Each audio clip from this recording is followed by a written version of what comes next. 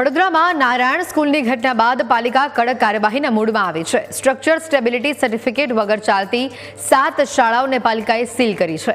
Structure stability certificate રજૂ ન કરનાર શાળાઓને પાલિકાની નોટિસ અહીંયા સામે આવી છે। ટાઉન પ્લાનિંગ વિભાગે 14 ખાનગી શાળાઓને નોટિસ ફટકારી છે। પાલિકાની કડકાઈથી 11 શાળાઓએ સ્ટ્રક્ચર સ્ટેબિલિટી સર્ટિફિકેટ રજૂ કર્યું છે। 3 શાળાઓએ હજી રજૂ નથી કર્યું સ્ટ્રક્ચર સ્ટેબિલિટી સર્ટિફિકેટ। વડોદરા શહેરમાં આવેલી 290 શાળાઓમાં ટાઉન પ્લાનિંગ વિભાગનું ચેકિંગ હાથ સામે આવ્યું હતું અને પ્રાથમિક સત્રના પ્રથમ દિવસે જ શાળાઓ શરૂ ન થઈ શકી। 14 જેટલી સ્કૂલો એવી હતી કે જેમણે સ્ટ્રક્ચર સ્ટેબિલિટી રજૂ નતા કરી।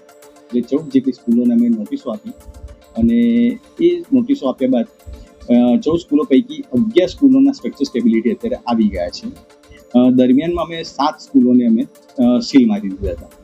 એ 7 સ્કૂલો પૈકી અત્યારે અમારી પાસે 4 સ્કૂલોના પણ સ્ટ્રક્ચર સ્ટેબિલિટી આવી ગયા છે।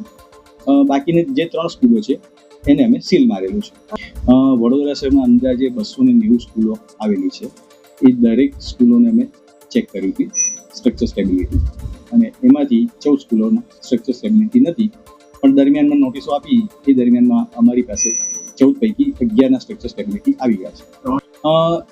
જો આ 3 સ્કૂલો બી એમના સ્ટ્રક્ચર સ્ટેબિલિટી જેટલા જલ્દી રજૂ કરી દેશે તે સ્કૂલ પણ એમને ઓપન કરવામાં આવશે।